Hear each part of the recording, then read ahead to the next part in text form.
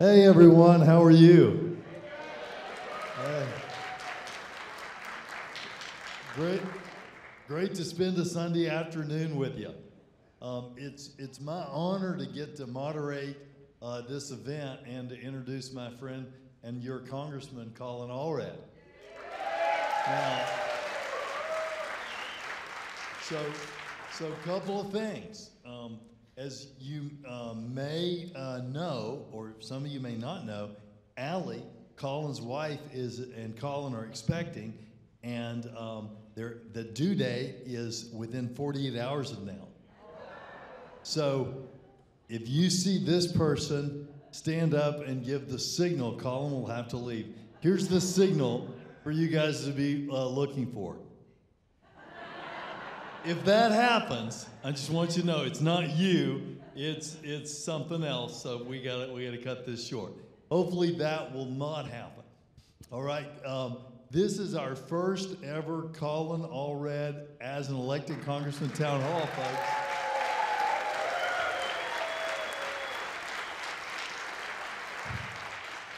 And I am so incredibly honored to be here. Let me tell you how honored I am and how much I love our new congressman.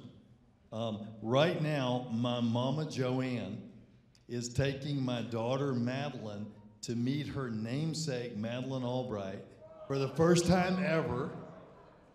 And the only person that actually has ever met Madeline Albright before and knows her very well that's gonna be able to make it because my wife had sinus surgery and can't go is me. But I've got them going so I can be here with you today.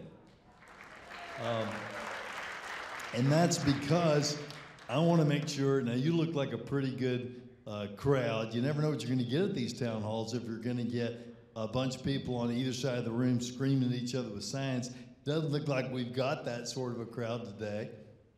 We've got people in the audience, I'm confident, who disagree with the congressman, and we've got people in the audience who agree with positions of the congressman. But the great thing about these town halls, it's an opportunity for you to get to interact with your elected official, to give your questions to us. We're going to answer as many of those questions as we can. You're also going to get to see some other great local leaders and hear from them briefly. We've got Adam Magoo here with us, your city council person for this area. And I think he's here. Where are you? Maybe? He is here somewhere. All right, Adam Magoo. And we've got our... Yeah, let's give it up for Adam. We'll give it up for him again, but yeah, he's a great city council person. And you're going to hear from our new state rep for this area, Ana Maria Ramos, who's here with us. All right, Ana Maria.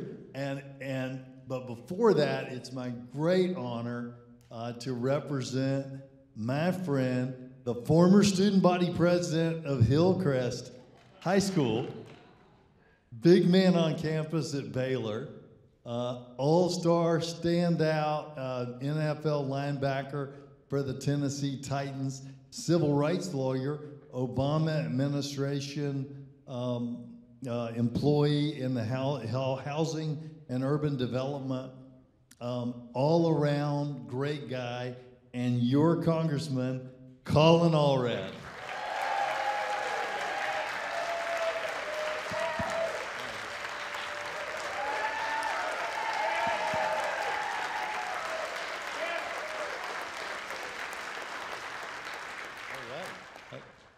I think it's a friendly crowd. All right, and to get us started, we have got a Boy Scout. Is it 1,001 guys? Did I get that right? I got that right. Boy Scout Troop 1,001. And if you will all stand for the colors, please.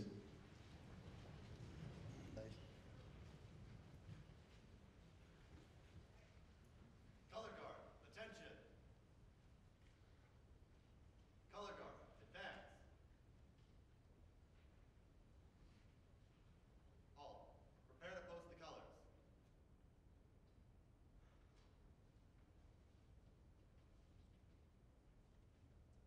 Post the colors.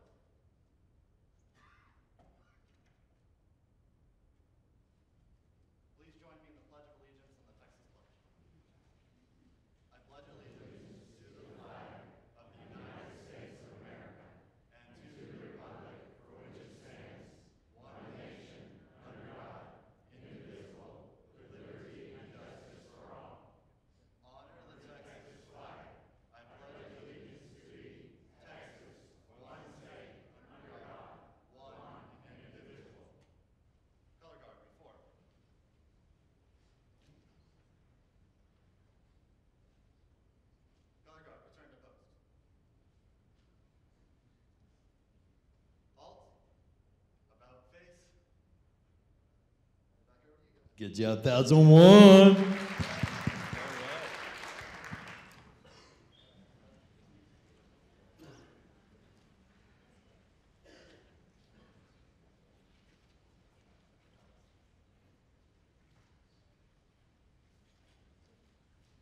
A couple of housekeeping things in case you don't. I didn't mention this before. I don't think I did. You should have some little question cards. Did everyone get the cards? Okay. If you didn't get the cards, we have them in the hall or something. Where do we have the cards? Okay, they're in the hallway. And if someone is unable to get into the hallway for whatever reason, raise your hand. We'll make sure to get you a card. If you put your questions on the card, they're going to fill those out. They're going to put, and there's already some in the box here for me, and we'll mix them up, and I'll try to find some good hard ones for Colin, okay? All right, so I've already recognized 2 of our elected officials. Also, I believe my friend Tanya Parker is here. Is Judge Tanya Parker here? I can't see anything. The lights are in my eyes. But if you're here, Tanya, we love you and thank you for coming.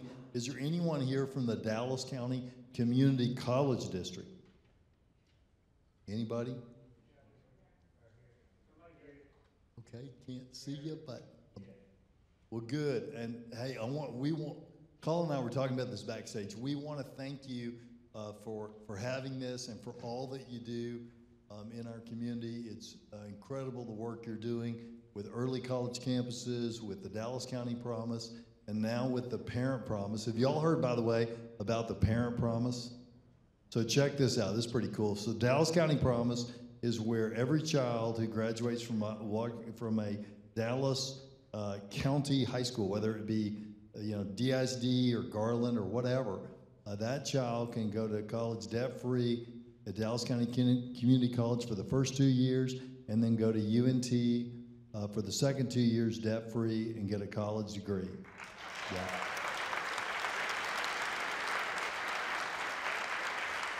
So, Parent Promise, which they're just beginning to kick off, last year for $14,000, that's how much we invested in that as a college district, 64 parents went to school with their children.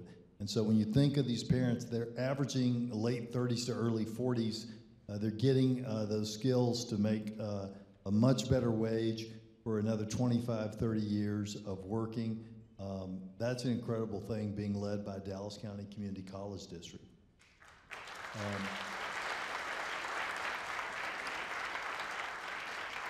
We've got some local updates, as I mentioned, from some local elected officials who've been kind enough to come up. Colin, do you want to say a word to these guys before we hear from those locals?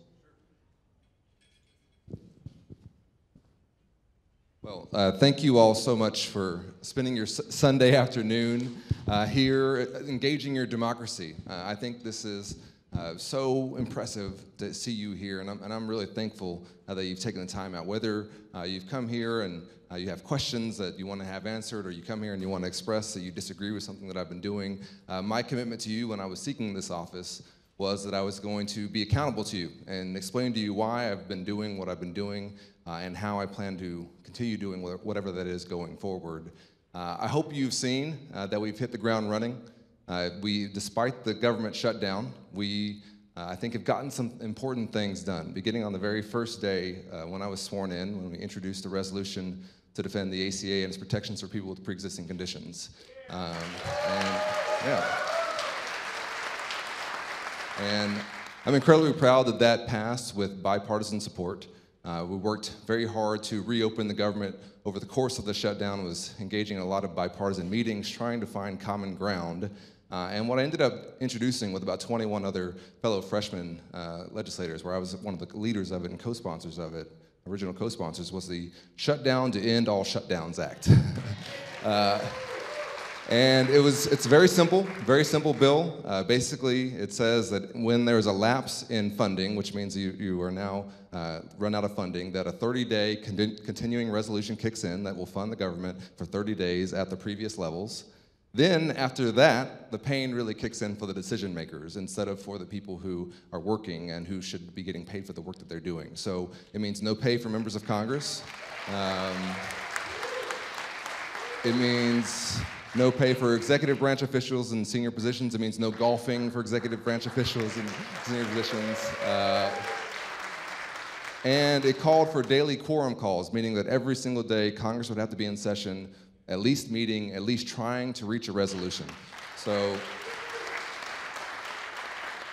I got to be honest with you, we got some pushback from some of the folks who had been there for a while on that bill, but I believe that my constituents, that all of you, that was the kind of bill that you expected of me. And I do think this is going to be true, that multiple elements of that bill are going to become law, and that it will pass with bipartisan support. And so I'm really proud to have led the fight on that. And we just got our committee assignments a couple weeks ago, and I'm really proud of the committees that I'm working on. They are committees that are, by and large, bipartisan. They're committees that I think have a big impact on what we're doing here in North Texas, beginning with the Transportation and Infrastructure Committee. So if you followed along during the course of my time seeking this office, I talked a lot about infrastructure. Now I will be in a position to very actively work on that. In fact, the subcommittees that I'm on deal with highways and roads, railways, and aviation. So those are some things that we have a little bit of here in North Texas. We had our first hearing this week as part of the Transportation and Infrastructure Committee on the large infrastructure bill that we're going to be putting forward. And I do think that you'll see that we'll have a large bill come out of the House that will try to address some of the infrastructure needs that we have in this country. Now, our infrastructure needs are great, and so it's going to be a very large bill, and we'll see exactly how it shakes out. But what I'm committed to doing, and I think we will do this on a bipartisan basis here in North Texas, is pulling down as much of those resources as possible for our area to make sure that as we continue to grow, we can grow in a way that is sustainable. And also from that perch, I'm going to be pushing for the high-speed rail project between Dallas and Houston. So if you I've been following this project. It's a privately funded project, but it's one that I think has really important implications for us as a state and for our country. If you can go from Dallas to Houston in 90 minutes on a train in a relatively comfortable environment, that's going to change a lot of things here in our state. And I think it will also be an example to the rest of the country of what kinds of projects we can use to creatively find ways to address our transportation needs. And it's something that I do think will be bipartisan. It's going to be a huge economic boon for us here. And again, I think that if we can get that project going, it's going to be in our interests. So that's some of the work that I've been doing. That's some of the. I'm also, I should say, on the Veterans Affairs Committee. Thank you. Here in North Texas, we have one of the largest VA facilities in the country. We have a large percentage of veterans in my district, and of course, just here in North Texas generally. And it's a passion of mine to make sure that we take care of our veterans and that they are treated with the respect that they deserve. We too often are able to fund the next weapon system or the next conflict, but don't take care of the men and women who are defending us, and I'm committed to making sure we do that. And actually, just this week, we passed a child care bill for the VA that passed with a bipartisan resolution from me, making sure that any veteran is made aware of the benefits that are available to them. So we're already getting started on that. And then my final committee is the Foreign Affairs Committee. So from that post, we just held our first hearing on the situation in Yemen this week. And if you go to any of my social media channels, you can see my questioning there of the experts who appeared in front of our committee on the situation in Yemen and also how we can counter Iranian influence in that region. For us here in North Texas, we are an international hub, and I think that what happens abroad affects us very deeply. We have an interest in the world being safer and more secure, and we also need for Congress to take a more active role in our foreign policy than it has in the past, and that's something that we already have taken steps with doing. This week, we voted on a resolution to get involved using the War Powers Act to limit some of what we're doing in Yemen to make sure that whatever our activity is, because if you've been following the situation in Yemen, it is a humanitarian crisis. There are some very terrible things being done, and sometimes it's being done with American-made weapons, and we need to make sure that whatever our involvement is, that we are holding that accountable and keeping a very close eye on it. So that's some of the work we've been doing from the beginning. I really, really am looking forward to getting into your questions. I know we have some local updates from a couple of our officials, and then we'll get right to the questions, and we'll collect your cards. And Judge Jenkins is going to draw randomly cards from the basket for as long as our time allows. As Judge Jenkins said, my wife and I are due any moment, basically. And so those of you who have been in this situation know that a due date is just kind of a date they make up, right? So it could be anywhere in this region and anywhere in this time. My wife told me before I left that she didn't think she was going to go into labor in the next couple of hours. The plans of mice and men and all that. And if something does happen, the only reason I will leave you will be to deal with that. And I thank you again for coming out here.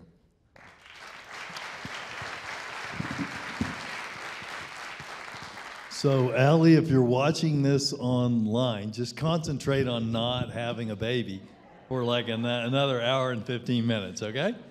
All right, so our first local official that we're going to hear from is my friend Adam Magoo. He is a city council person with the city of Dallas.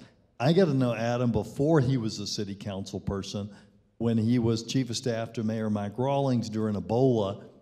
He was with me in some of the meetings. We met with angry folks who were threatening to burn down an apartment complex because they thought that Ebola carried with it evil spirits, and that the only way to protect themselves was to burn that down. I tried to encourage them that unless they wanted to go to prison for the rest of their life, that wasn't going to happen. And he was with me when we went to visit the family of Eric Duncan, who was pretty much trapped in an apartment at that time. So I really got to know the spirit of this person. His Twitter handle is Serve Dallas, and that is a great Twitter handle for him, rather, because he certainly has a servant's heart. My friend Adam Magoo.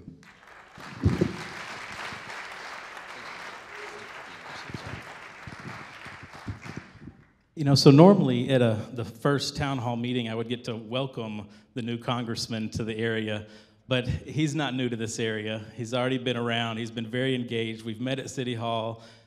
We got the opportunity to pray together at the New Mount Zion Church with Pastor Tommy Brown. He's already showing to be very engaged in many of the issues that we're dealing with that are the most important issues to this area of the city, but certainly our entire city as well. I'm also thankful to share the stage with a friend of mine coming up next, Miss Representative Ana Maria Ramos, who, it sounds good to say that. Most people don't know that we have about a 15-year history of working together in some of the tougher areas of the city, teaching and working together at El Centro College, and in every step of the way serving the people who need it the most and who I love calling a friend and public servant. And so, man, I'm thankful you're on infrastructure. Many know that one of the bigger issues we've dealt with over the last year has been the expansion of LBJ from 75 all the way down to 30. And we are now in procurement. I'm thankful to say that process and that project is moving forward. The biggest issue there was whether it was going to have optional toll managed lanes as part of that, and we had some really big fights about that. But what's great is it's a bipartisan issue that everybody that I know of, certainly everybody that drives on these roads and lives in these roads, prefer to have the option of the optional toll managed lane and get this project moving forward. So we're going to be breaking ground probably before the end of the year on the Skillman Bridge, which not everybody knows, but it is the most dangerous intersection by far, by double, in the entire region of Dallas and the city of. So that's exciting. We have some incredible improvements going on with some of the trails and some of the connections that we have in this area of the city. And I'm the chair of public safety for the city of Dallas. And tomorrow we will be briefed at the Public Safety Committee on changes and improvements to the Citizens Police Review Board. So that will be a process. We're not finished yet, but we're moving substantially on increasing some of the transparency and accountability of that interaction. And over the last little bit, we made some other incredible improvements. When we got to speak as well, the issue of mental health and behavioral health has been something that impacts our city in a number of ways. The city of Dallas has instituted a pilot program called the Right Care. Previously, when especially certain areas of southern Dallas and other areas of our city, when somebody was getting picked up on a mental health or behavioral health call, they really had two options. It was either they get arrested and go to jail, or they go to the ER.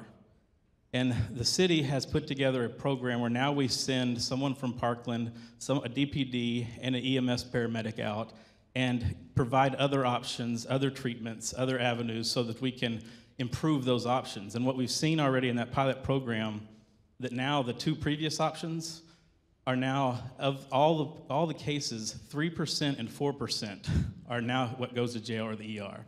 So we've made a huge step there. And last but not least, so I don't take all your time tonight, we're looking at an integrated health clinic also in Southern Dallas that provides avenues for assessment and prevention. We've been in a place where all we've dealt with and all our money and funding has gone to treatment of mental health issues when at the crisis point it's too late. And so we're piloting this. We have help from a number of partners. There's EdCore is the group. Christy Myers is here, has helped lay some of that effort as well. And so we're looking at providing a nationwide model on integrating not just the behavioral health care, but when you go in and get your blood pressure checked and your weight checked and everything, you also ought to check the mental health issues as well. And if we do that in advance, we can really have an impact on how we're using our police, how we're using our fire, how our community's getting treated, and just make our area better. So I thank you for this invite. Thank you for the participation. I look forward to working with you on a regular basis. And I thank everybody for being here. And welcome to District 10, Lake Highlands, Hamilton Park, and North Lake Highlands. Thank you.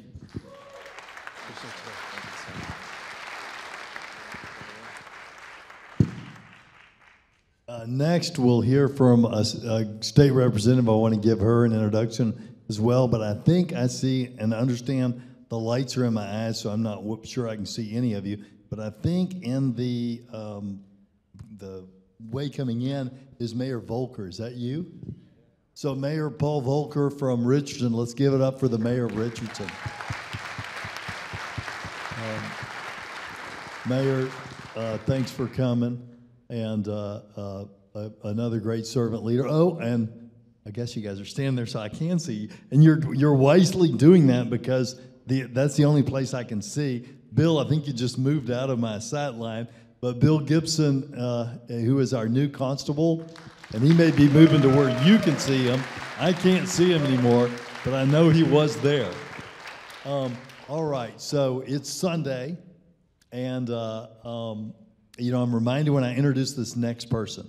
Okay, the next person, and maybe this is an unorthodox introduction, but this next person, when they were a young person, and some of you may know this about me, that I got arrested a couple of times as a young person. When this person was a young person, they got in a little trouble, and I believe, if I'm not correct, they were in a gang at one point. And I've spent the last 3 hours before this working on, with Parkland and others in the city of Dallas and others, on a rollout regarding teen pregnancy. I believe this next person was a teen mom. And I bring that up to say this, what this person has done, it's hard to be a teen mom, and it's hard to make some mistakes in your youth and to persevere and achieve your dreams, but it doesn't mean that it can't be done. And when people think that it can't be done, what I think from my faith tradition is they want to put God in a box, and they want to put us in a box, and they want to define who we are based on stereotypes of what they see. But my great-grandmother used to say that any man can count the seeds in an apple, but only God can count the apples in one seed. Now, this next person that's going to be speaking to us, our new state representative, Ana Maria Ramos, personifies that. Because not only did she persevere and achieve her dreams and is now our leader in Austin, but in doing so, she worked with kids. I think Adam mentioned that for 15 years they worked at El Centro and other aspects, lifting up the people behind that are younger than her that came up behind her. So she's been a leader. She's now our elected leader, but she has been a leader in this community for more than half of her life, her young life, I might add. Ana Maria Ramos.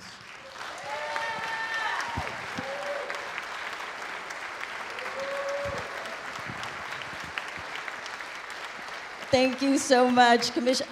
So I didn't tell a lot of people that part of the story, the gang part. It's all true, and a teenage mom. Yes, no, but here we are today because it is about public service, and it is through those journeys and those scars that you develop, you become who you are, and are grateful for all the gifts that you've been given in life. And so I am very grateful for those experiences. And it did take me back to South Dallas, where I worked with Adam. We worked with youth. We put together an organization, fed the homeless, worked with teens, and my husband wiping out graffiti. So we did a lot of good work in the southern sector, which is why I was so passionate about working with you all here in House District 102. So I am your youth state representative for those who live in House District 102, which is North Dallas, Richardson, Addison, and Garland. And I'm very grateful for having this opportunity. And it's through those experiences that I had in my former career that allowed me to really build a relationship and what I like to call a spiritual revolution in all of the volunteers and the team members during our campaign. But now we're moving forward. So as your new state representative, we have put together what's called an action steering committee. Action, all coming together in our neighborhood steering committee, based on a model that was part of a nonprofit that I worked with in the southern sector in South Dallas called Jubilee Park. And I encourage all of you, I'm sharing this with you because I encourage all of you, those residents who are in our district, to join our Action Steering Committee. In the steering committee, we have 6 different task forces. We have housing, economic development, education, public health, community outreach. There's another one, I knew I was gonna do the Rick Perry thing, right? That that last one.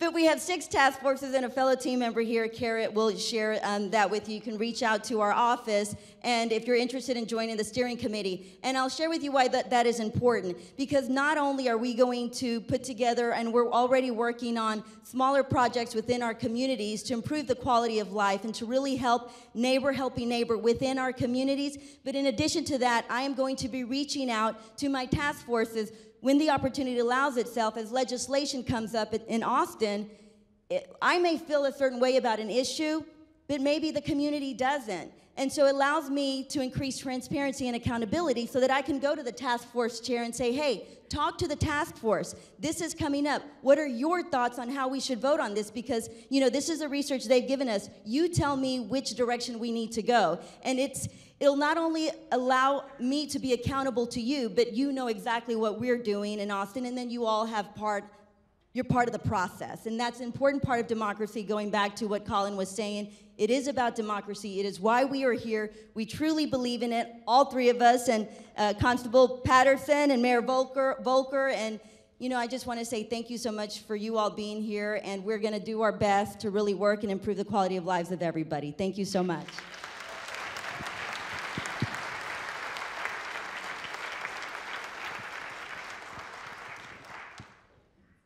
She's awesome, and as you can see, she's very busy in Austin. I'm excited about seeing what can get done there. Here's how we're gonna do this, because we've got so many. When I at first thought that this was a stack, and I was gonna tell Colin if we're fast, we can get through all of these. They brought some more. So what we'll do, we'll try to answer quickly and get to as many questions as we can, but I'm gonna look through the cards. And if I get to a question on Social Security, and then the next question is also on Social Security, I may skip that one so we can get to as many issues as possible, okay? And so with that, it may be, given how many questions came in, that we don't get to all your questions. But our first question is this, and by the way, I'm gonna give you the card so you've got it too. It's, how will you deal with a tax on earned senior retiree benefits, such as Medicare and Social Security? And that comes from Judy Bryant of Dallas. Here's the card. Yeah. Well, thank you so much for that question, Judy. There has been a very clear intention that's been put forward after what I think was a reckless tax bill in the last Congress to say that we were going to be able to pay for that by making deep cuts to Social Security and Medicare. And we are going to certainly hold the line on that. That is not going to happen. That's not going to come out of this Congress, and I will certainly be standing up for those earned benefits. We do have some work to do, of course, in shoring up Social Security and Medicare. And I think that I'm hopeful that we can find some bipartisan solutions around that. But there's no scenario for me in which we're going to be cutting those benefits. There's been some suggestions, for example, around raising the Medicare age. I've seen data that says that if we did that, it would actually be more expensive because it would put older folks into the system and take out some younger folks. So we have to be smart about this. We have to figure out a way that is fiscally responsible about approaching this. But we can't, in my opinion, take these earned benefits that people have paid into over the course of their lifetime, these things that people are relying on, take from those funds and say that's how we're going to pay for our tax cuts for the folks who are doing the very best in our economy. I don't think that's who we are, and I think that's bad policy.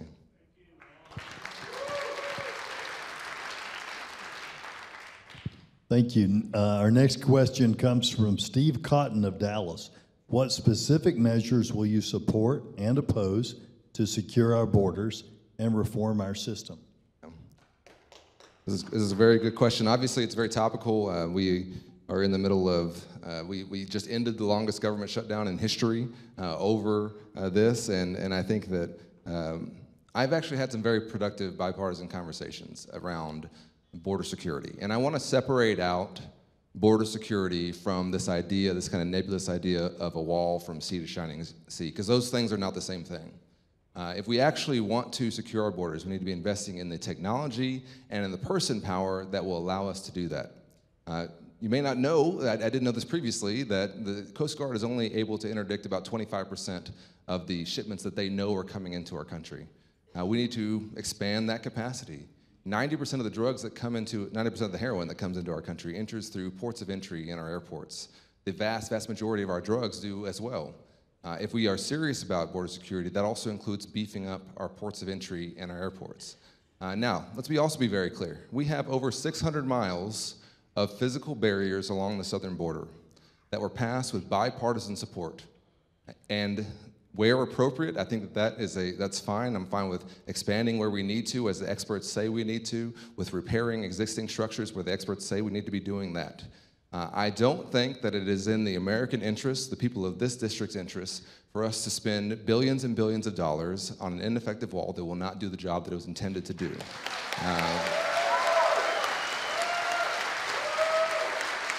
And I'll just say this. I also don't think that you should, and I don't think that you should, and I appreciate your interest in that. I also don't think that you should shut down the government over a single policy disagreement. And let me mean when I say that. There are complex negotiations that go on. There are lots of things that are on the table, that are put on the table, that are moved around. If you don't get your way on one single policy issue, it cannot be the position of the United States government that we're going to shut down and that we will not be doing the work of the people who sent us to those positions over that single issue. We have to be larger than that. We have to be looking forward more than that, and we have to be more willing to compromise than that. And I certainly am willing to compromise. I voted 10 times to reopen the government at funding levels passed by the Republican-led Senate. Those levels included things, thank you, those levels included things that I don't necessarily support. But we voted for those because my intention was to open the government as soon as possible and to find a way to negotiate a common sense border security agreement and hopefully also tackle our broken immigration system. I am still hopeful that's going to happen despite what we are seeing in the news today. I'm still hopeful that this bipartisan commission is going to be able to find to reach an agreement that will get enough support to pass the House and the Senate. We need the president to sign it. We need to get to work on other things. We are a big, enormous country with a lot going on. We need to focus on more than just one issue at a time, and I'm hopeful that we can move on from this. Okay, our next question comes from, well, it doesn't have a name. Did you feel Beto O'Rourke could have been our Texas senator, and could he still be? Well, I just want to say I am here in my capacity as your member of Congress. I am not here as a Democrat or as a Republican. I'm not here to talk about politics in any way, shape, or form or fashion. So I will leave that to the political considerations. I'm thankful for Congressman O'Rourke's service when he was in Congress and hopeful that he can continue to lead. The next one, and I'm just trying to find ones that we hadn't already kind of touched on. Do you support the new Green Deal? Right. Well, this is obviously another topical thing that came up this week. I think it was introduced the day that I came back here to make sure that I was present in case anything happened with my wife. I certainly support some of the goals of the Green New Deal, and I think we don't know all the specifics around it, and that's where I think we're going to have to flesh out some of that. But I do believe that in many ways, and this might seem counterintuitive, we are moving ahead here in Texas in a way that I think is one that can be replicated around the country. Wind power is now our second highest source of energy, and we produce the most kilowatt hours of wind power of any state in the country. That's something that we can continue to expand and grow upon, and it's something that the rest of the country is already learning from us and taking some of those cues. And if you know anything about our state, you know that we have unlimited solar capacity. I mean, we get a lot of sun. And so what we have to do is make sure we are investing in the technologies and the R&D that allows us to lower the cost of solar to the point that it is completely competitive and that people want to use it, because for us, that's the way we're going to move into a sustainable green energy power source. And it's going to be one that I think is consistent with our values as an energy state, that doesn't cost us jobs, that is one that translates easily into what we're doing now.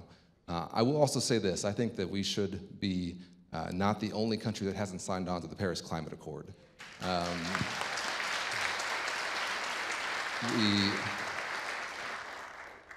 And when I say that, I am joined by the largest oil companies here in our country, the Shell and Mobil and others, who sent a letter to the president saying, please don't withdraw from the Paris Climate Accord. There's actually broad agreement that we are facing a crisis. There is good business to be made in moving into the green and renewable energy space. We are an energy state, and we should be leading the way in the new era of energy. Next question, what can Congress do to reduce the national deficit? Well, this is a critical question, and it kind of goes into some of what we were talking about earlier around Medicare and Social Security. It begins with not making what I think are fiscally irresponsible decisions, and that I would include in the tax bill that passed in the last Congress, that we have seen is going to add $1.9 trillion, and that's not my estimate, that's the estimate of the Congressional Budget Office, which is a nonpartisan entity that just looks at numbers and says this is what's going to likely happen. It's going to add $1.9 trillion to our deficit. The deficit is ballooning already. We've seen, I think the Dallas Morning News has reported pretty well on this, that the deficit is rising in part because we're taking in less revenue. So there are multiple ways we have to go about it. One of them is to increase our growth by investing in things that allow us to grow economically. And that's why I'm so interested in transportation and infrastructure and all that goes into that. Because for us to continue to grow our economy, we're going to have to do it in a way that is sustainable and in a way that allows our businesses to continue to thrive and grow as our population increases.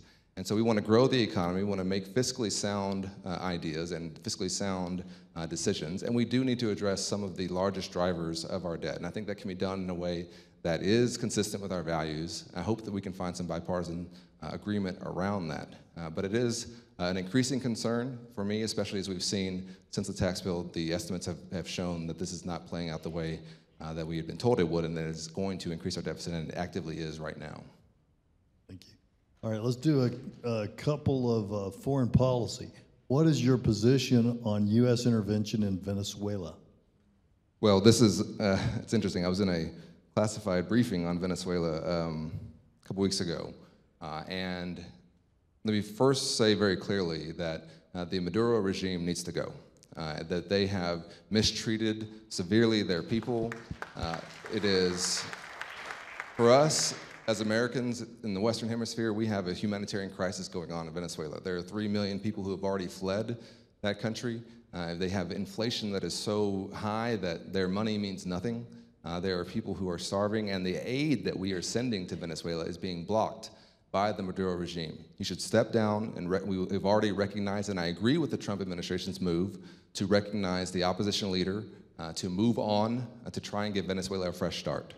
Let me also be very clear. I do not support a military intervention into Venezuela. And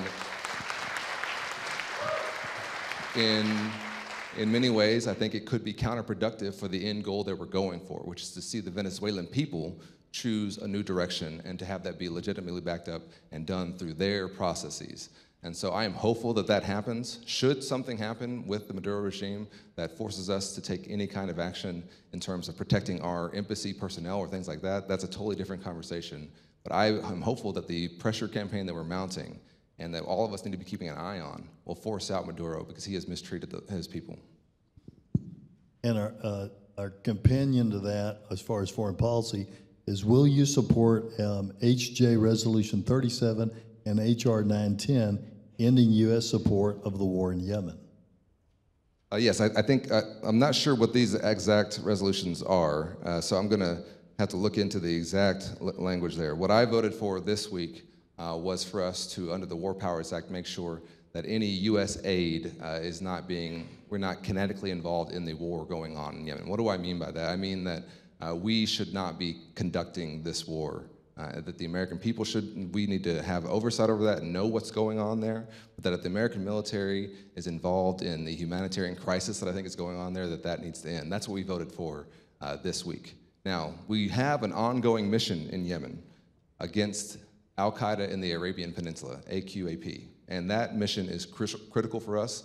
They are one of the most dangerous outfits in the world in terms of their intention to strike our homeland. They had multiple plots foiled to try and attack airliners of ours, and that is a base of operation for them that we need to continue to keep the pressure on.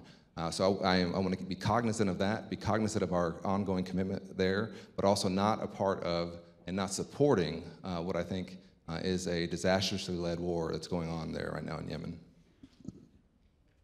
Thank you. And our next question is, what do you see as the next steps for improving healthcare access? Spoiler, I am skeptical of moving some people to Medicare all at once.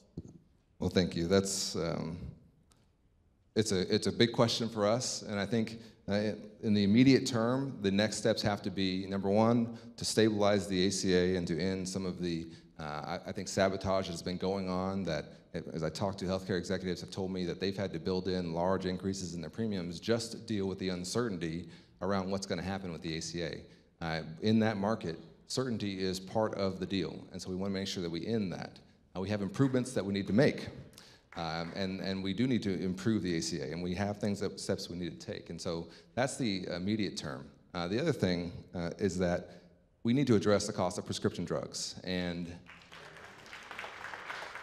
I am very thankful and was glad to hear the president say that he was interested in this the other night. Chuck Grassley in the Senate has also said that he wants to tackle the cost of prescription drugs. There is bipartisan consensus around this, and I think that one of the things that we can really move and get done for the American people in this Congress, despite some of the differences that may exist, is to address the cost of prescription drugs and to address the patent system that has sometimes been abused to try and keep those costs high. Thank you. Our next question comes from Walt Evans, MD. How do you plan to resolve our immigration crisis? It has been ignored too long, leading to the current crisis. Yeah, this is the question that has vexed us now for a number of years. I remember when George W. Bush and Ted Kennedy got together and were very close to passing a comprehensive immigration reform. There was another bill later on, a Gang of Eight bill, supported by John McCain and Marco Rubio and others that almost got through the Senate, and I think, or that got through the Senate and then languished in the House and was never passed and never taken up. We as a country need to take a look at and finally address comprehensively our immigration system. We need to address the folks who are here. We need to address border security. It has to be certainly a component of it. We need to address our dreamers and do the right thing there. We also need to make sure that our immigration system works for our country. And right now, the delays and the systems and the way that it's working doesn't. We have a number of foreign-born kids who are going to our schools here in North Texas. I've talked to a lot of them at UTD and other places. When they graduate, I'd like to see a green card stapled to their diploma to make sure they can stay here and keep their talents here. But unfortunately, the way our system is right now, that there's a lot of uncertainty for many of them about whether or not they're going to be able to do that.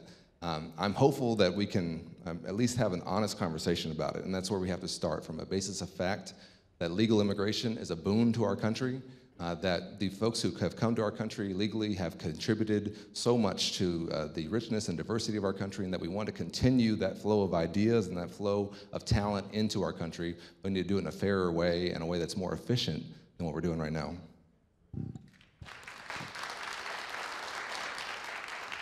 Well, here's a short one, but one that I think people will want to know about. Do you have an office in Dallas now?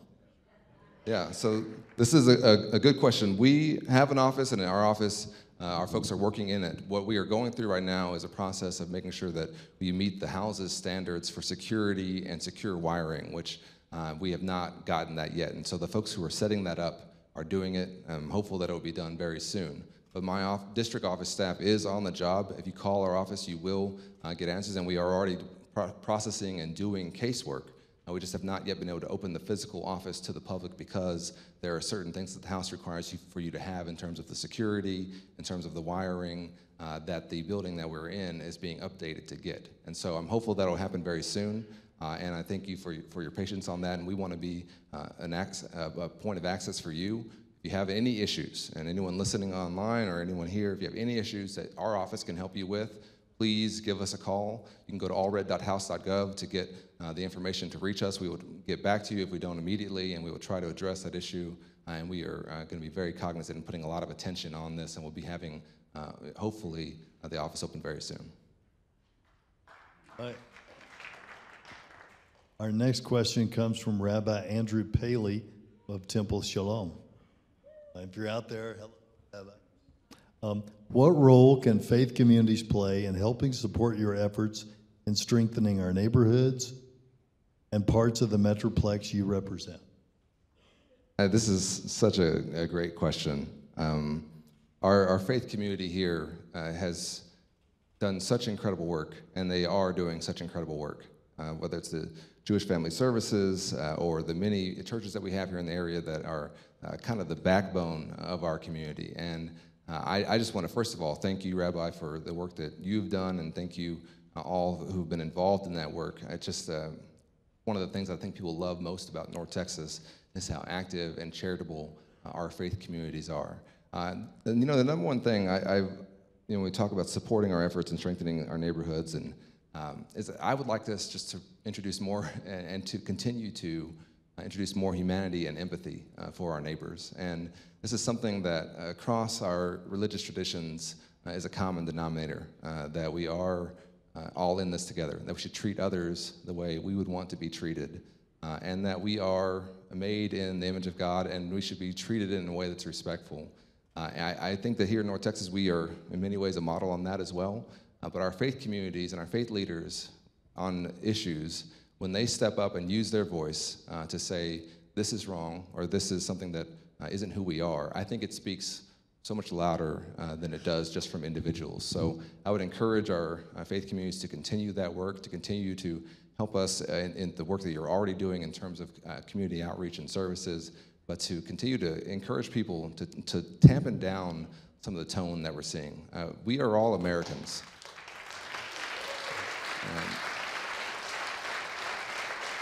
You know, we're all Americans. We're in this together. We may not agree on everything, but especially in a time like this where divisions are being highlighted, I would like that unifying factor to be even louder than it has been. All right, I'm going to read the next one, but also preface it, because what I'm doing is looking through them and finding that we have several of sort of the same thing. So this one says, what is your stand on BDS, boycott, divestiture, and sanction of Israel? We've had others that say, what is your position on the anti-BDS? So basically, there's two bills there, one for boycott, divestiture, and sanction, one opposing that. What's your position? Yeah, well, I am on the Foreign Affairs Committee, and my subcommittee is the Middle East and counterterrorism. And so I'm going to be putting a lot of focus on this region, certainly, and I'm a huge, huge supporter of Israel and believe that we must continue to support our neighbors there in Israel. They are not just our allies. We share so many common values. It's the only functioning democracy in the Middle East. They do live in a rough neighborhood and deserve and need our continued support and making sure that they can defend themselves. And I am personally opposed to any efforts around BDS. And I think that these are things that I certainly do not support personally. What I am looking at right now in terms of the legislation that I've heard about but haven't seen presented in the House is whether or not we can enforce this in a way that's consistent with our constitutional values. Because while I may disagree with what someone does, I want to protect their right at times even to do it, even when I disagree, and so I think that we have to make sure that whatever efforts we take in terms of this particular topic or any others around hot button issues, that we are not stepping on or stepping over the line in terms of limiting the First Amendment or limiting people's rights to express themselves. I go back to kind of the founding fathers saying, I would disagree with everything you say, but we'll fight to the death for your right to say it. I think that's something we have to keep in mind.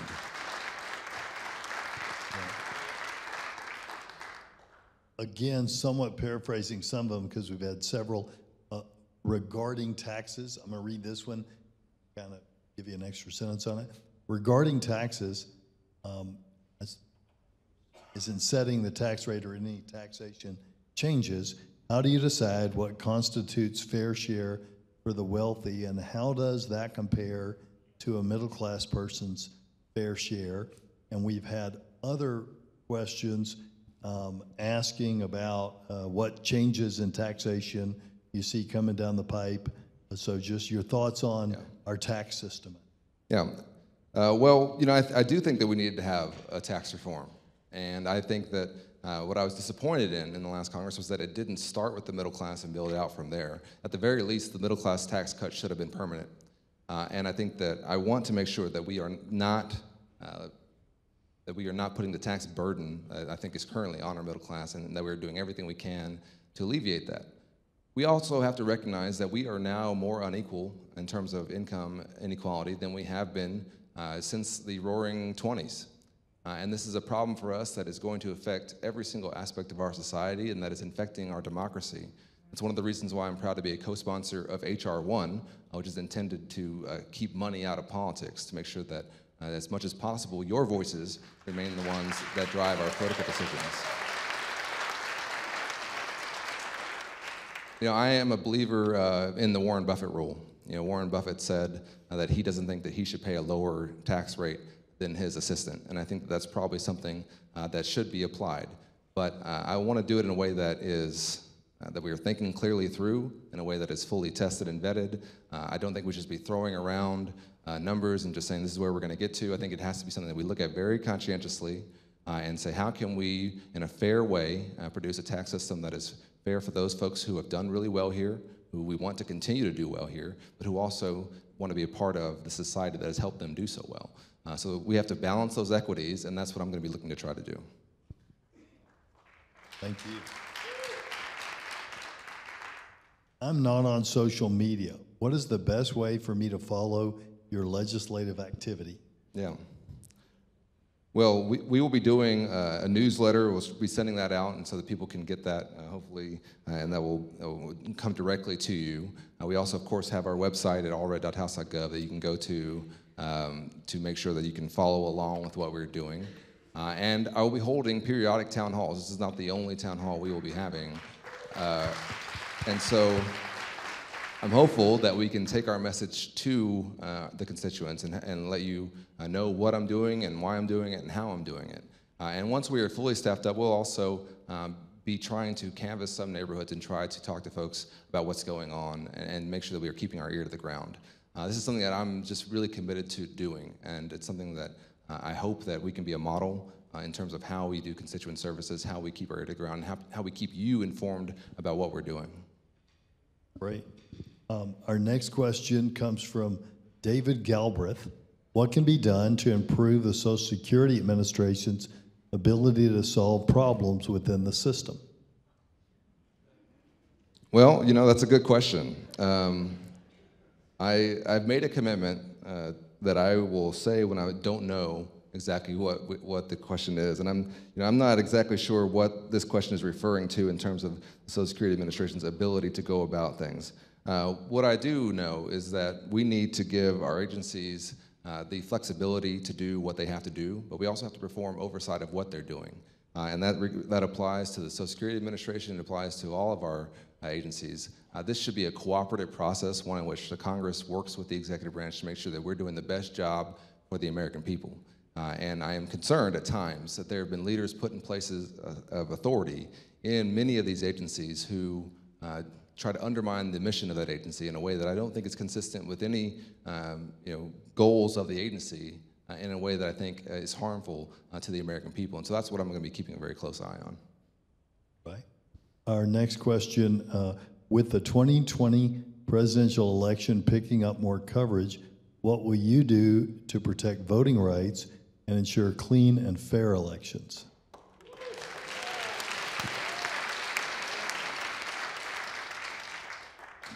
So I want to go talk about a few things here, not about the election and the politics of it, but about what we need to do to expand the right to vote. I mentioned H.R. 1, which I think you have a sheet there in front of you that has that I am a co-sponsor on that.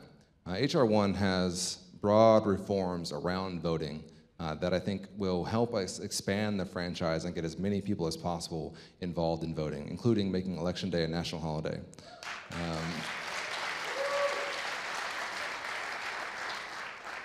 I'm concerned that I've heard from some of my colleagues that they think that that would be a power grab.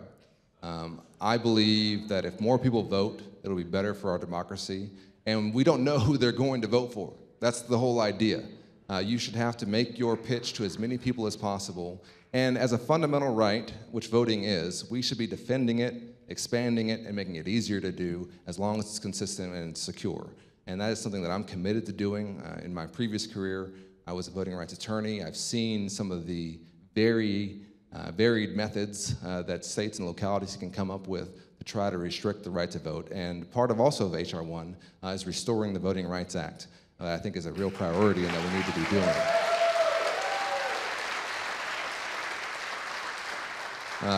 There's one other aspect that I want to talk about, though, on voting, and that is foreign interference in our elections. Because we can never have happen again what happened in 2016 in terms of a foreign power trying to influence our elections. And this should be a bipartisan issue, and I do think I have some Republican colleagues certainly who agree with this. This should be a bipartisan issue that we want no foreign power to try and meddle in our elections and try to determine who will become our leaders. That is just a common sense thing. We don't know, it might be one party now, to be another party later. The whole idea is that we do not want that and we want to be combating that. And the House has taken some steps in a very bipartisan fashion, I'll say, to try and stand up to some of the bad actors. We put sanctions on Oleg Deripaska and his industries under the Obama administration. Those sanctions were recently lifted by the Trump administration, but there was an overwhelming vote in the House, overwhelming bipartisan support a few weeks ago to try and keep those sanctions in place. Because when you meddle in our elections, there should be consequences, and there should be consequences for the people who are involved in that. And we need to be standing up on a bipartisan fashion and making sure that that happens. And we're going to be taking other steps to protect our elections in the 2020 election.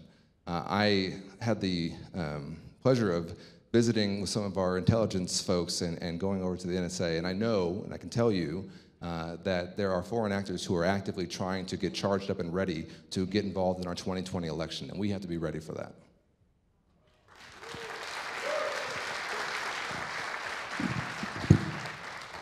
Well, and I want to say it's, I first met Colin as a not college student when he came to pick my brain because I used to be a voter protection director, and he was doing some work as a voter protection director and came to pick my brain about that. And I think Colin, or as Congressman Allred, is a person who fully recognizes that democracy works best when more people participate, and that we need to win elections on the power of ideas and leadership, and not on stopping people who disagree with us from voting.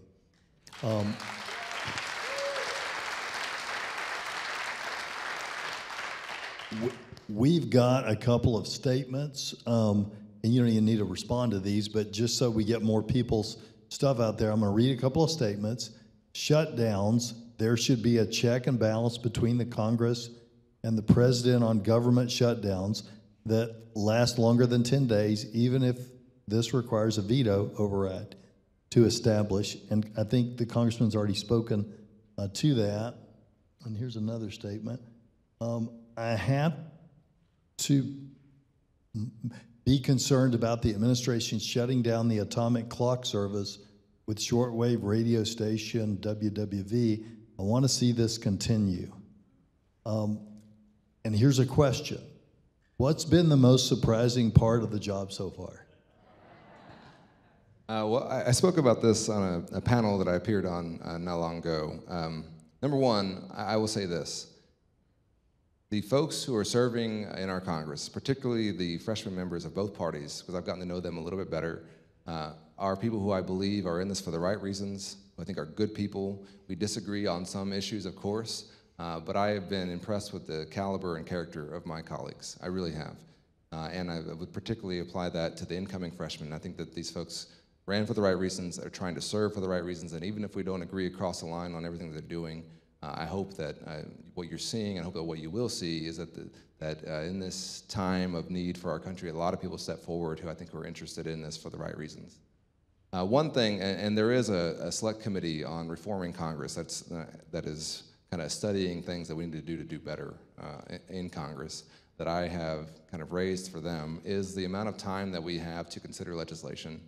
I was surprised by how short it is, and I was surprised at how quickly some of that can move. I think that we want our legislators to be able to have conversations, to be able to talk about legislation, to be able to debate it, in a way on the House floor that is accessible to the public and that you can hear and see. Debate has largely disappeared from the Congress. In fact, we had a semi-debate the other day in our Foreign Affairs Committee with a really good debate between a couple of foreign policy experts on that committee. They were both members, one Republican, one Democrat. And I saw a reporter saying, well, you know, holy cow, an actual debate breaks out in Congress. You know, and what they did was, in that debate, they both raised and elevated issues that I think we all were interested in and wanted to hear, and that the American people deserve to hear about. And one of the things that I am hopeful that we can improve in the future is the amount of time to debate and discuss legislation before we actually move on voting for it. That, I think, will produce better legislation. I think it will raise issues, as I said, that we might not have thought about before. And then you will be able to follow along and get a real, kind of live feed on what those issues are and how that will impact your life. I think that's what you should expect from the United States Congress, and one of the greatest deliberative bodies in the world, and I think we can do better in that regard.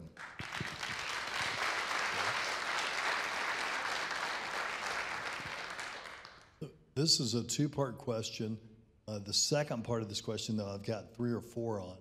So I'm going to read you both parts.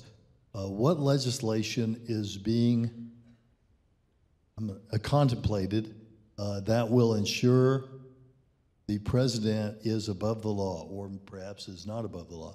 And then the second part is something I've gotten 3 or 4 on, and it is, what are you doing to encourage the use of mass transit?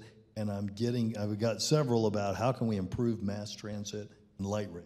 That's great. Okay. Okay, so just to address the first question, you know, no one in our country should be above the law. No one. And that's not a partisan statement. I think that should apply across the board. We must have the systems in place that if you break the law, or if you're someone who is a part of conspiracies to break the law, that you can be held accountable for that. And so one of the things that I have been a part of, and that is part of the HR 1 package that I said that we co-sponsored, is an ethics reform, which is to try and take some of the norms that we've talked about as a country and make them into law. And those norms are pretty basic. It's that you shouldn't be financially benefiting from the office you're holding. And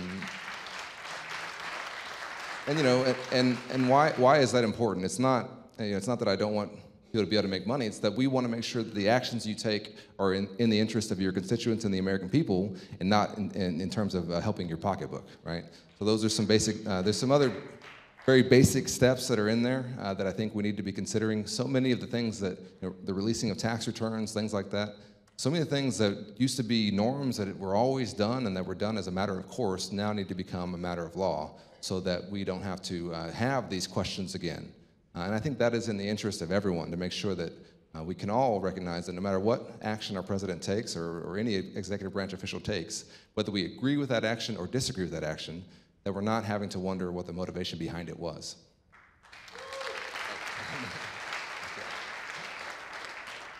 Okay, and then the other issue is, what are you doing to encourage the use of mass transit? And I think it's a very, very good question and a very good point, especially for us here in North Texas. We need to recognize the scale of the task that's ahead of us. We are going to double in size by 2050. Here in North Texas, we will double in size by 2050. Our growth is not going anywhere. Nothing will stop it. That is just going to happen. It's going to happen organically from our own population growth, also from people moving here. We are a destination location. So we're going to have to find creative ways to get around. And I've been met with TxDOT. We've done a lot of work in terms of how we're going to expand some of our highways. Councilman Magoo talked a little bit about 635. I think that we are going to have a good project there to make that corridor safer and also one that isn't so bogged down in traffic.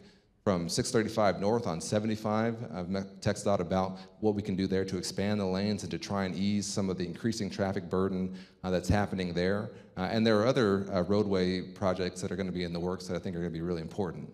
I mentioned high-speed rail, and I think that that's something we need to talk about here as well, because high-speed rail for us is something that I think could be particularly effective in Texas, because we do have major metropolitan areas that are not that far apart, that could be connected via high-speed rail and that don't have enormous physical features blocking them in between. I'm talking about you can connect Dallas and Houston pretty easily. You can connect Houston and Austin, San Antonio. I mean, this is something that we need to be investing in and expanding, and I think that it will be a model for the rest of the country. When they see how it works in Texas, and when they see how efficient and easy it is, I think that there will be other corridors in the country that will say, hey, we want to do that too, and hopefully we can move towards high-speed rail, which will, again, diversify our transportation options. Now, when it comes to mass transit here in Dallas, and Judge Jenkins knows a lot about this, we need to continue to work to make sure that DART is accessible to everyone, and we need to continue to expand the capacity that we have, especially from point to point. And I'm thinking here about buses and some of our other delivery systems. And that's something that I am looking forward to working on the Transportation and Infrastructure Committee that I know that we're going to be doing a deep dive into. Great. This next question, and we've had more than one on this. The next question comes from Elaine Campbell, who also writes the word results all in caps with a line underneath it. She wants results, and it is about affordable housing and economic mobility. It reads as follows. Many veterans and low income, and Elaine's got some fans clapping already. It's good. That's good. We need affordable housing. Many veterans and low-income families pay their rent with the assistance of vouchers. As it stands now, landlords, and we see this happening a lot in Dallas, landlords can discriminate against them denying housing based on source of income. These families are currently concentrated in low-opportunity neighborhoods due to this discrimination, increasing their shot at economic mobility. So I think that's a statement, and can you speak on your thoughts of how we address that and on the bipartisan Fair Housing Improvement Act that was introduced last year to address this? Okay, great. This is a great question. I worked at the Department of Housing and Urban Development in the Obama administration. I'm intimately aware of what the housing issues that we're facing. And of course, as Judge Jenkins said, we have a significant fair housing issue here in North Texas. And we do have an issue with Section 8 voucher housing being rejected by landlords. That's something we need to be looking at how we can limit that. It's a source of income. If we're going to pay the rent, then it shouldn't matter so much about what the source of that rent is. But we also, and this is something that doesn't get talked about enough, we need to increase our housing capacity. We don't have enough affordable housing. So we need to be building more affordable housing structures. We need to be making sure that those structures are not isolated and that people can actually live in them and contribute to our economy, whether that's on a public transportation line or nearby access to roads. We need to be just increasing our capacity, period. Because as I said, our population growth is just going through the roof. And that is driving also our affordable housing issue that we are already facing. And as we are looking at this as a city and as a region about how we're going to continue to grow, we can't do it in a way that divides people up and that leaves too many people behind. And this is already an issue that we're facing here in Dallas, where costs have gone up and are driving people out of their neighborhoods, or driving people out of their homes.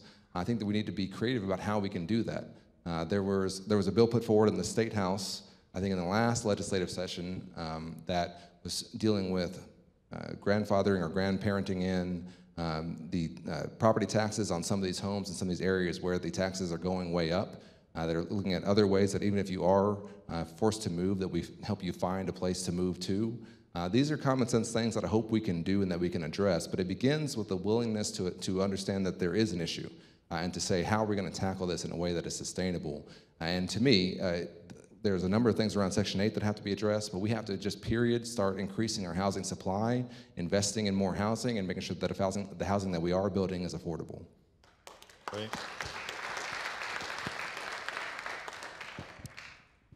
Well, now here's a question that I think all of us have had a thought about, probably in the last year. Will there ever be a time in my lifetime, I'm 66, when we will see Congress set aside partisanship? And that's from Gary Overby of Saxe. So I'm going to give you 30 years, Gary, because medicine is amazing, and my mom's 86 years young. So how about the next 30 years? Is that going to happen? Right. Well, as I said, I've formed some good relationships across the aisle. I had the pleasure of doing a visit with Dr. Burgess to the Louisville Lake System and seeing some of the challenges that we face there with our lakes here in North Texas. For him, it's a recreational area and it's a great boon to his district. For my district and for us, if that lake floods, then my district floods. And so we have a very vested interest in making sure that there's no catastrophic failure there. And it's also, of course, our drinking water. And I think many of us also grew up going to those lakes, so we like that. And that's a bipartisan thing that we agreed on. Van Taylor, who is a neighbor in terms of area to mine, we have had very productive meetings around what we can do for water projects, also around 75. We're going to be speaking, I think, with one voice on many of those infrastructure projects. Right now, my staff is trying to lead an effort to address the high-speed rail project that I talked about with a bipartisan letter from members of Congress here in Dallas and Houston from both parties saying that we believe this is something that needs to get done. Please move forward with it. That's addressed to the Trump administration. My first act was that resolution that I mentioned that passed with bipartisan support, and we passed another amendment to the VA child care bill with bipartisan support, and 70% of the votes that I've taken in Congress have been bipartisan. I say all that for you to understand that sometimes what hits the news and what gets highlighted is just our differences, and you can get the impression that we only disagree, right? And I don't think that's true. And that's not been my experience. I've only been there 5 weeks, right? So it hasn't been that long. But in my experience so far, it is certainly not true that we can't agree on anything. There are things we agree on, and there are big things even that we can agree on. And even when we're talking about the border security issue, in our bipartisan meetings that I was a part of, as I was talking to my colleagues on the other side, we had pretty much broad consensus about what needed to be done in terms of how to secure the border. There were a few hang-ups, but we felt like we could probably get past those. And I'm just hopeful that moving forward, if we put the emphasis on wanting our members of Congress and our leaders in Congress to act in a bipartisan fashion, that they will also then have the pressure to act in a bipartisan fashion. And so I think that's what my district wants. I think that's what this district wants, is for me to behave in a bipartisan fashion. That's what I've been trying to do. And I ask you to try and look past some of the headlines sometimes that just highlight where we differ and see that there actually is some agreement there. And I'm hopeful that we can change your mind a little bit about whether or not Congress will ever get past partisanship.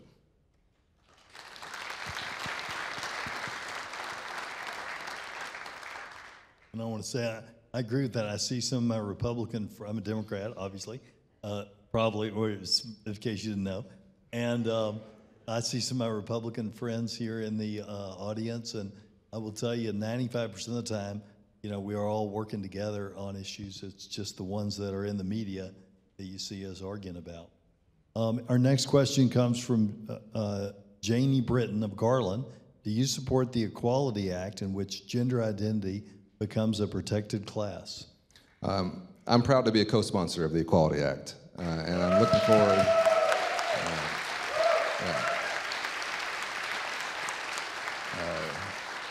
To me, this is a common sense piece of legislation that just extends protections to our LGBTQ neighbors and friends and loved ones. Something that I think we should all actually be able to agree on. I don't think it's a partisan issue. I think it's a human rights issue. And I am disappointed by some of the things that I've heard and seen to try and highlight folks who are different and target them because of that.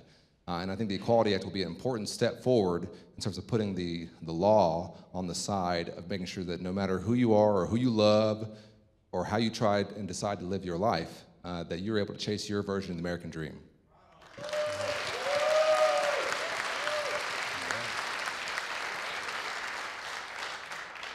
We've had several on this.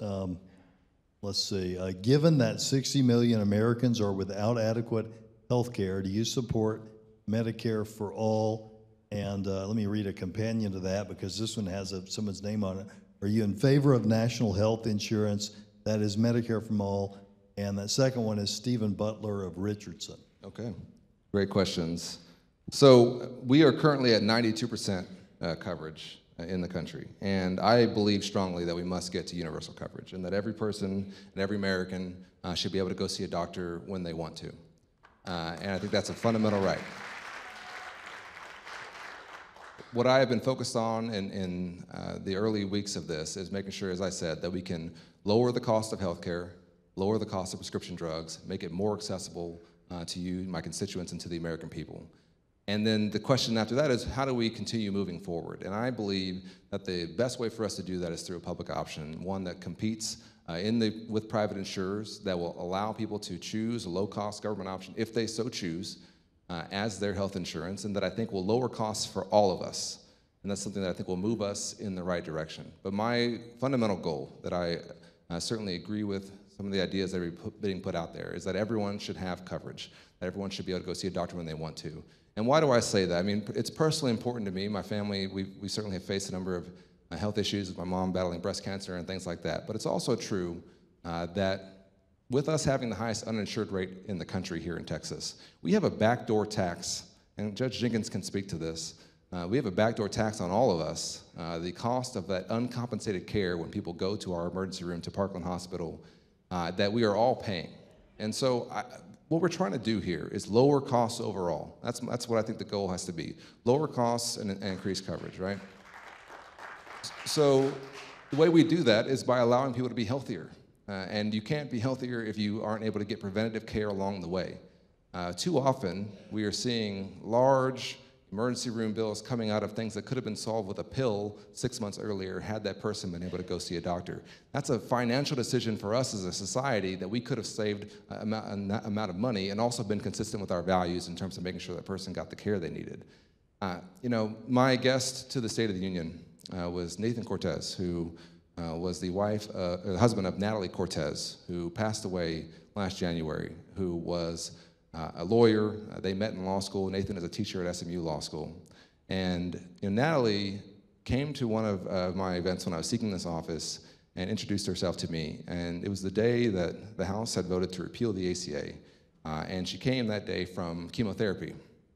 And she told me that she was there because she was worried about future moms like her down the road who wouldn't be able to get the care that they needed if protections for pre-existing conditions went away or if lifetime caps came back, because she knew she would have blown through any lifetime cap very early in her treatment. And as I got to know Natalie, she spent the final months of her life as she was saying her goodbyes while she was in a tremendous amount of pain, talking about healthcare and the importance of it in a nonpartisan way, saying everyone should be able to go see a doctor, everyone should be able to get the care they need. I don't care, what party you are. And she was an extremely powerful voice. And she's somebody who I keep in mind whenever we talk about these policies and these issues. I think about Natalie, and I think about whether or not she would be proud of what I'm doing and what we're doing. This is something that isn't a partisan issue, in my opinion.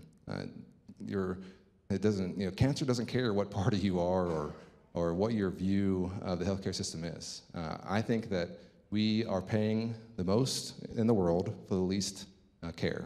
And we need to be open to reforms to that. It needs to be done in a way that's consistent with who we are. It needs to be done in a way that is sustainable and that doesn't just throw our system into havoc. But we do need to be moving forward. And I'm happy that we're beginning by taking some steps to end, as I said, the sabotage of the ACA and to lower the cost of prescription drugs. But from there, we're going to have a very honest and open conversation as a region and as a country about how we're going to continue to close those gaps and lower coverage for everybody.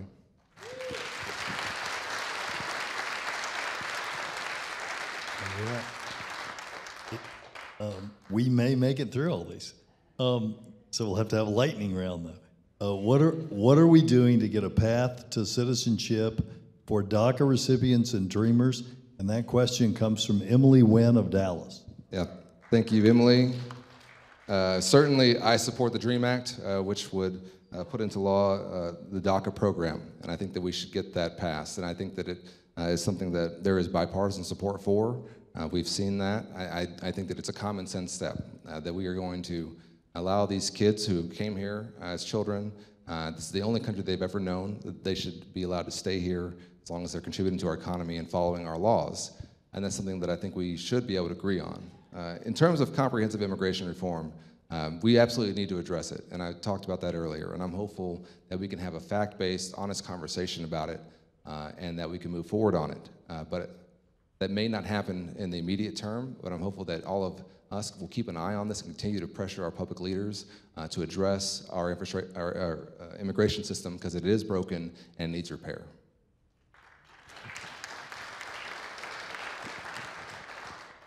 All right, this next question is, we lawyers say, may assume a fact that's not in evidence. Why do you think socialism's policies will be good for Americans? And what other countries with 330 million people has made socialism work well? So I'm gonna, paraphrase that a little bit with a do you think, and there's that. Well, I am a capitalist. I'm a believer in our system. I believe that our system has produced. I believe our system has produced the greatest middle class in the world, an economy that is the envy of the world, and I think that what we have to be focused on is the rules of the road, to make sure that as we are growing and as our prosperity is increasing, that it is a shared prosperity, because that's actually in the interest of our long-term prosperity. If we allow inequality to grow too large or to continue the path that it's on, it is going to impact our overall economic output. And so what I'm really focused on is making sure that our businesses in this community have the support that they need. And I have developed some great relationships with folks around here who are working in this area. And it's not just some of the things you might think when you talk to business leaders about what they actually need. It begins with infrastructure. It also begins with a workforce that is employable and that has the skills that they need to get into the jobs that they have open that they can't fill right now. I was talking about the high-speed rail project between Dallas and Houston. That's going to take 10,000 skilled workers to build that. And from the experts that I've spoken to about our infrastructure package, when we pass that infrastructure package, the bottleneck on getting it done isn't going to be the money or the willingness from the municipalities to get it done. The bottleneck is going to be the skilled labor to get it done. And so we need to make smart investments in our labor force as well. And that means education. That means investing in our education system, making sure that kids are graduating with the skills they need to compete in this economy, in the 21st century economy. As we continue to move towards automation, as machine learning and AI become a larger part of our economy, you're going to have to be literate in technology if you're going to compete in this economy. And so we're going to do that, I think, by, number one, universal pre-K. Every kid should be able to go to pre-K. But number two, we need to pay our teachers what they're worth, because the number one, I have a self-interest in that. My mom and my aunt were both Texas public school teachers, and I know how important they were. But it's also true that the studies have shown that the number one indicator, the number one impact that we can have on a kid's life when they're in our classroom is the quality of the teacher who's teaching them. It's the class size is important, facilities are important, but the most important thing for that kid, for their improvement, and you all know this if you think about it. When I think about it, I know it to be true as well. We can all think of our favorite teacher who made us learn more than we would have in that course. Those teachers are a huge resource for us, and we need to be investing in them. And then finally, we need to be teaching vocational training, and Judge Jenkins knows this. We are moving this way here in North Texas. We need to be teaching vocational training in our high schools, investing in great community college systems like this one that allow people to get the training they need to get into good jobs. There are jobs that we can't fill right now that pay 6 figures, that can't be automated, and they cannot be offshored, and we need to be producing kids who are in those fields.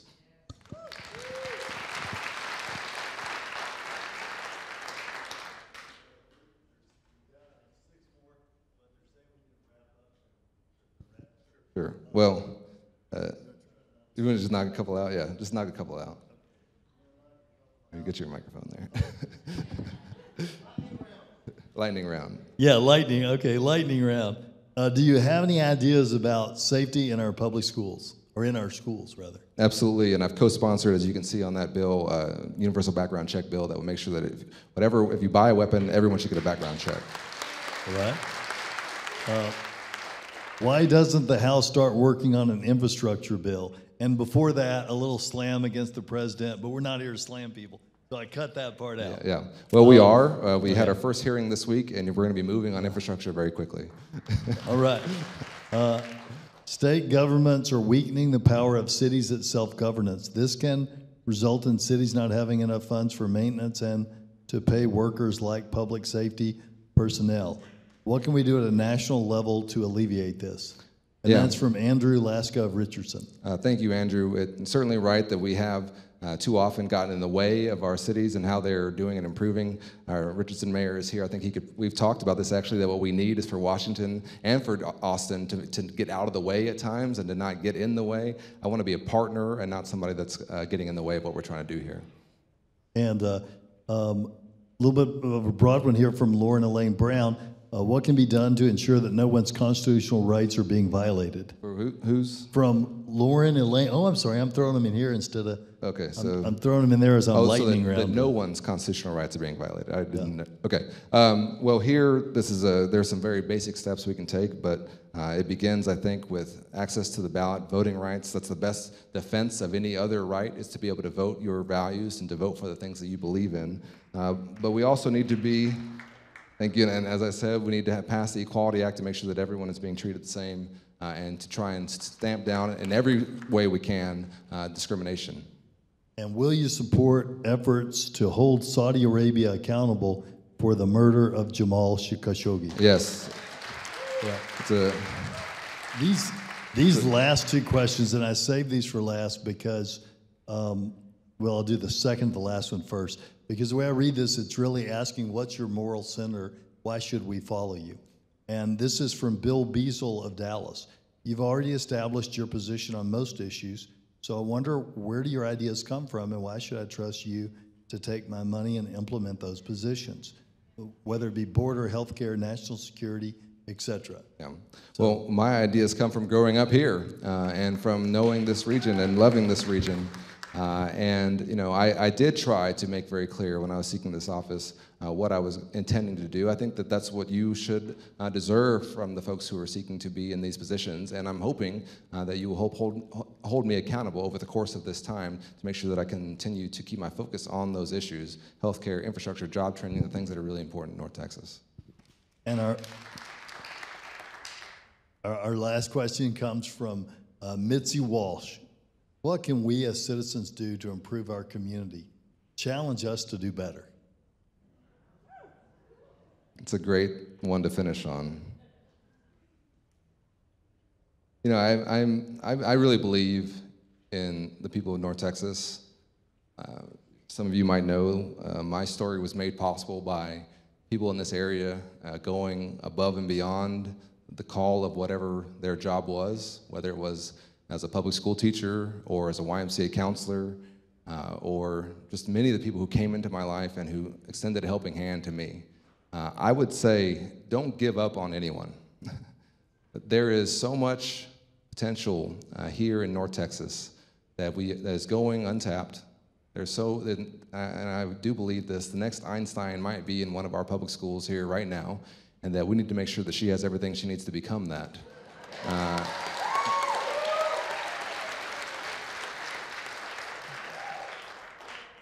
We are in this together, and I think that North Texans are a good-hearted, open-minded people who give people a chance.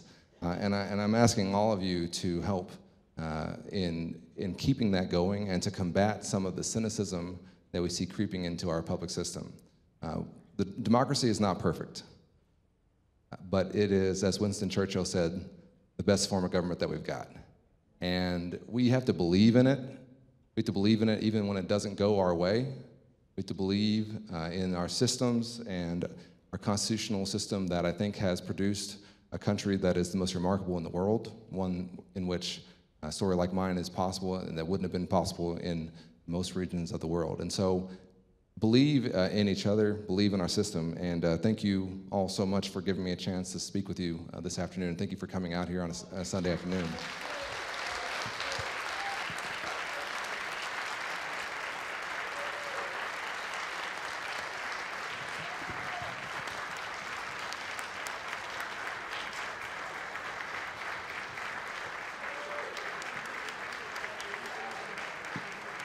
You guys have been a great audience.